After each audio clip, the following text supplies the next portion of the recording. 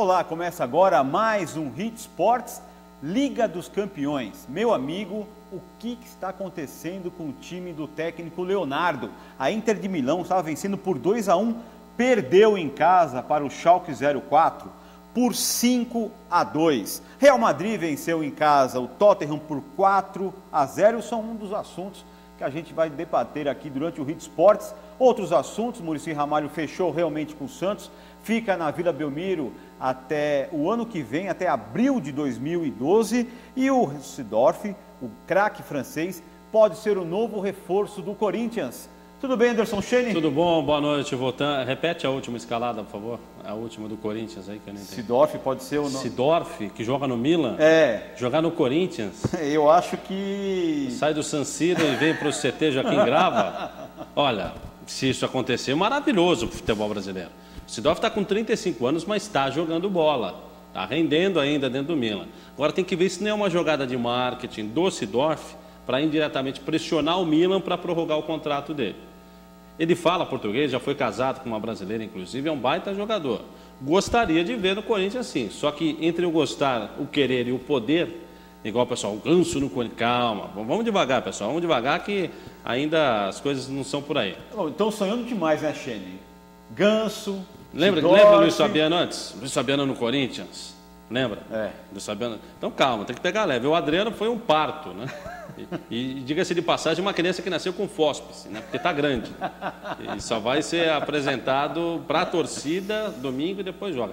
Mas calma, mas eu repito, gostaria de ver o Seedorf com a camisa do Corinthians, do Flamengo, enfim. Bom, Chene, a gente até agora só falou de futebol, mas o assunto principal aqui do programa de hoje é automobilismo, já que o nosso convidado é piloto da Stock Car, Denis Navarro, da equipe Bassani Racing.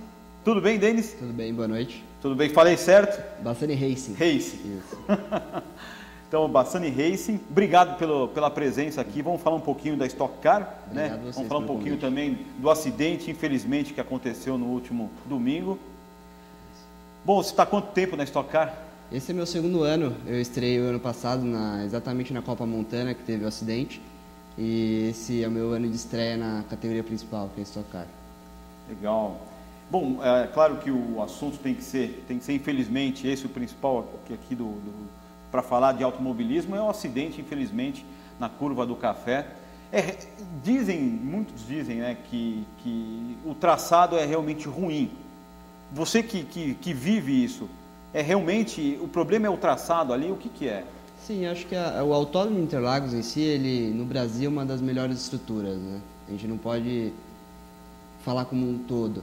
Mas no Brasil também tem uma das curvas que são uma das curvas mais perigosas, que é a curva do Café. Para carro de Fórmula, aquela curva é uma curva que praticamente é uma reta. Pelo carro ter muita downforce, aerodinamicamente falando, para falar a verdade, um piloto de Fórmula 1 nem sente uma curva ali. Só que nos carros de turismo, por ter menos downforce, realmente fica uma curva perigosa por você estar muito próximo do muro, né? Então, o que discute bastante é realmente de achar uma solução para a gente conseguir eliminar esse problema com uma área de escape ou com uma chicane um pouco antes da curva, para não ter esse problema do piloto bater no muro e retornar para a pista ficando ali a perigo. Qual a velocidade média que um carro de Fórmula 1, que você disse pela aerodinâmica, passa a ser uma reta, tem mais estabilidade, e qual a velocidade que vocês passam com um certo grau de dificuldade até mais? Olha, acredito que a Fórmula 1 ali deva passar em torno dos seus 250, 260, até mais, 270 km por hora. Nós passamos por volta de 220 km por hora na Copa Caixa. Que é muita coisa, né, Vitor? Muita coisa. E isso na Stock Car, na Montana diferencia? Isso, a Montana são picapes, né? São picapes, mas são motores V8 também, então é um carro bem forte. É um carro de 350 cavalos, o carro da Montana, e chega a passar ali por volta de 210 km por hora. Pois é, infelizmente a gente está falando do acidente que aconteceu no último domingo.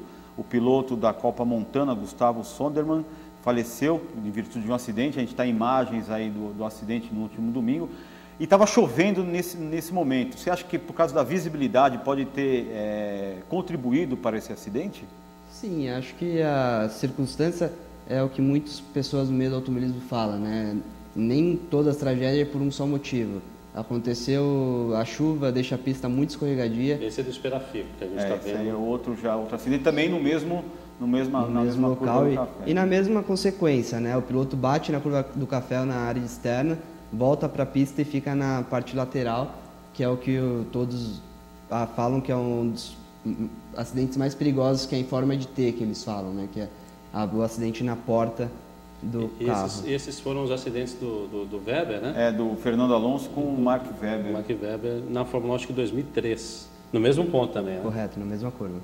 É incrível, porque a 250, você vê a pancada, ainda sobra o chassi de um carro de Fórmula 1 que é o cockpit mais estruturado, mais bem protegido. Tem uma célula de sobrevivência muito forte, né? A tecnologia da Fórmula 1 hoje realmente é muito alta. Com isso, esse acidente foi sério, mas felizmente não aconteceu nada de mais grave com os pilotos. E na Stock Car nós temos a dificuldade de ser um carro de turismo, então, queira ou não queira, pela segurança que oferece hoje, mesmo assim não consegue chegar na tecnologia da Fórmula 1. Ô, Denis, a gente acompanhou, a gente trouxe aqui ontem, e tudo bem, estava chovendo, é uma fatalidade, que talvez poderia ter sido evitada. A gente coloca no condicional porque a gente não sabe o que o destino reserva. Mas o pneu traseiro do lado direito do Sonderman estava invertido. Até eu acompanhava o Butti falando a respeito disso. Para aquelas circunstâncias mudaria alguma coisa ou não? Olha, na minha opinião, eu acredito que não. Eu acredito que um pneu traseiro naquelas circunstâncias talvez diminuiria um pouco o ritmo do carro na chuva, ou até mesmo pode ser uma opção da equipe, mas eu acho que naquela circunstância não. Acho que naquela circunstância o que realmente causou foi todos os pilotos estavam com uma visibilidade muito baixa. Teve o toque, né? Teve um toque num carro um pouco antes na curva, ele acabou perdendo o controle e foi para o muro. Acho que, mas na minha opinião, não foi o pneu decisivo no acidente. Você conhecia o Sonderman? Conhecia o Sonderman em autódromos, se cumprimentávamos, era uma pessoa muito querida nos autódromos. Todos os chefes de equipes falam que é uma pessoa muito alegre, muito extrovertida. Eu não tive a oportunidade de trabalhar muito próximo dele, mas é uma pessoa que todos falam muito bem nos autódromos. Você está com quantos anos? Eu tenho 24 anos. 24 anos, quer dizer, mais jovem ainda. Qual o posicionamento da sua equipe diante disso que aconteceu? Foi outra categoria, né, diga-se de passagem. A Stock Car hoje é uma categoria mais estruturada dentro do automobilismo brasileiro. Foi na Copa Montana, ou Copa Picape, como queiram, que acontece depois da Stock Car. Tem a Stock Car, ela é uma segunda prova que acontece, que dá acesso à Stock Car. Mas qual o posicionamento, principalmente da sua equipe, o seu particularmente, seus familiares? Porque todo mundo fica assustado. A gente que não é do meio fica assustado. Imagine você para a próxima etapa de Stock Car. Porque quer queira, quer não queira, passa realmente aquilo na cabeça, né, Denis? Sim, sem dúvida. Acho que os familiares, amigos, todo mundo fica muito apreensivo, eu também. Mas nós sabemos que o automobilismo é um esporte de risco. Ao mesmo tempo, a gente tem que evitar esses riscos. Se a gente tem a oportunidade de diminuir esses riscos que temos, acho que é esse caminho que todos os pilotos estão seguindo. Na Stock Car tem muitos pilotos experientes que estão fazendo uma comissão de pilotos para tentar melhorar as circunstâncias dos pilotos nas corridas. E, sem dúvida, acho que o fato de ter outra corrida aí já semana que vem, a gente realmente fica um pouco apreensivo, mas é o que a gente faz, que nós gostamos e temos que ir em frente. Agora, Denis, a gente vê de vez em quando alguns acidentes, infelizmente, nessas categorias, mas o nível de proteção que os pilotos têm hoje em dia é muito grande. Eu queria que você descrevesse o que tem de mais de tecnologia, o que vocês utilizam durante uma prova que protege vocês para que, de repente, nesses acidentes vocês não se machuquem. Isso, nós utilizamos de equipamento de segurança o macacão, a gente chama, né? O macacão, uma tecnologia bem avançada, que é para, em caso de incêndio, não ter nenhum perigo maior. Nós utilizamos o Hans, que é um aparelho que vem aqui no pescoço, que é para segurar na batida frontal, que é aquele movimento que você abaixa a cabeça, ele segura a cervical, né? A cervical, ele segura ele é preso no capacete e o cinto passa em cima dele, não deixando que você numa batida frontal não tenha problema no pescoço. E sapatilha, luvas, balaclava, todos os equipamentos anti-chamas é obrigatório. E eu acredito também que no caso do Sonderman, o que pegou mesmo foi pela batida lateral, o Hans ele não tem como proteger muito, que ele protege muito nesse sentido. Agora, nesse sentido, ele não tem nada que fixa no capacete. Então, acho que é aí que faltou um utensílio de segurança. É uma coisa... A gente tem aqui, eu pedi até para o Thiaguinho, que é nosso diretor, no telão, dentro do pessoal da TV Lance, tem um depoimento de alguns outros pilotos a respeito do acidente que aconteceu com o Sonderman. Inclusive, eu e o Gustavo, a gente conversava também sobre a questão de segurança, a gente tinha essa preocupação. Eu acho que existe uma chance de dar certo se ela for encabeçada por um desses pilotos bastante reconhecidos. Vou citar um exemplo, o Ingo Hoffmann, o Chico Serra. Se um deles encabeçar a questão de segurança e seguir em frente, e todo o universo do automobilismo se unificar nesse sentido e cobrar maiores responsabilidades dos órgãos responsáveis por isso, federações e confederações. Isso com certeza ajuda, né? Porque lá é muito difícil escapar sem algum toque. Normalmente tem algum toque, como foi os últimos 2 acidentes. E uma reconstrução lá com certeza vai existir. Isso não tenho nem dúvida depois de tudo isso, depois de todo esse movimento, de tanta perda.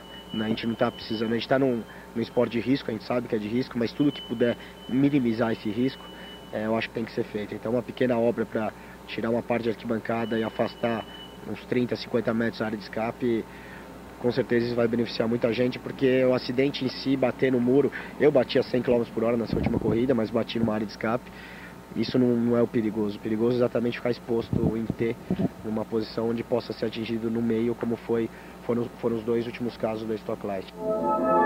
Aí então, os outros pilotos falando sobre esse traçado do café, Denis. Realmente, se tivesse, como você falou, uma área de escape ali, sem dúvida nenhuma o carro não estaria voltado para a pista. Outro problema, Shane, para fazer essa área de escape vai ter que destruir uma parte da arquibancada. É isso que aí vai ter que fazer toda uma readaptação ali, né? Tem um interesse comercial, né, Denis? Porque para estocar, eu penso assim, se eu estiver errado, você me corrige. Quanto mais velocidade, quanto você puder dar mais do carro, melhor. Claro que tem que ser com segurança. Eu recebi até um e-mail, falei ontem aqui da equipe, do Sonderman, falando que tudo da equipe estava certo, toda a proteção, não se isentando de culpa, mas colocando o lado da equipe que estava tudo certo. E com o autódromo também, vistoria e tudo mais. Mas a gente tem Fórmula 1, a FIA já tem o aval do circuito brasileiro, sem fazer modificações. Quer dizer, não dá tempo de fazer modificação para o compromisso do Grande Prêmio Brasil. E também os compromissos do autódromo, né, que não é só Stock Car, tem outras categorias. É uma situação complicada, porque pode colocar, entre aspas, em risco a vida do piloto. Mas tem os compromissos comerciais, né, Denis? Isso, acho que tudo envolve muitas coisas, né? A gente sabe que tem um monte de órgãos, a CBA, a Federação Paulista, tem a FIA. Então, é uma cadeia que realmente eu acho que por exemplo, semana agora tem GT3 aqui em Interlagos e já tomaram algumas medidas de colocar bandeira amarela no local da curva para não poder ter ultrapassagens, para não poder ter toques. Essa decisão foi feita hoje? Foi feita hoje pelo presidente da CBA. Então, eu acredito que é uma decisão um pouco demorada, mas tem que ter a decisão, tem que ter uma mudança, como todos os pilotos têm essa opinião também. Então, nós temos que trabalhar para mudar essa curva. Eu acho, na minha opinião, que o mais adequado a fazer naquele local é realmente afastar a arquibancada e colocar uma caixa de brita com uma área de escape para que o carro escape, consiga diminuir a velocidade na brita e na hora de atingir o muro já esteja mais devagar e com certeza não vai voltar até a pista.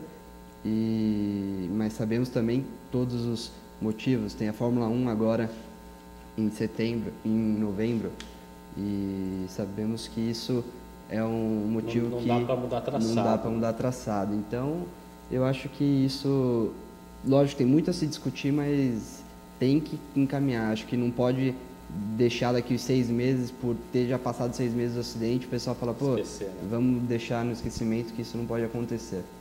Verdade. Bom, o Hit Sports vai para um rápido intervalo e já a gente volta. Não sai daí.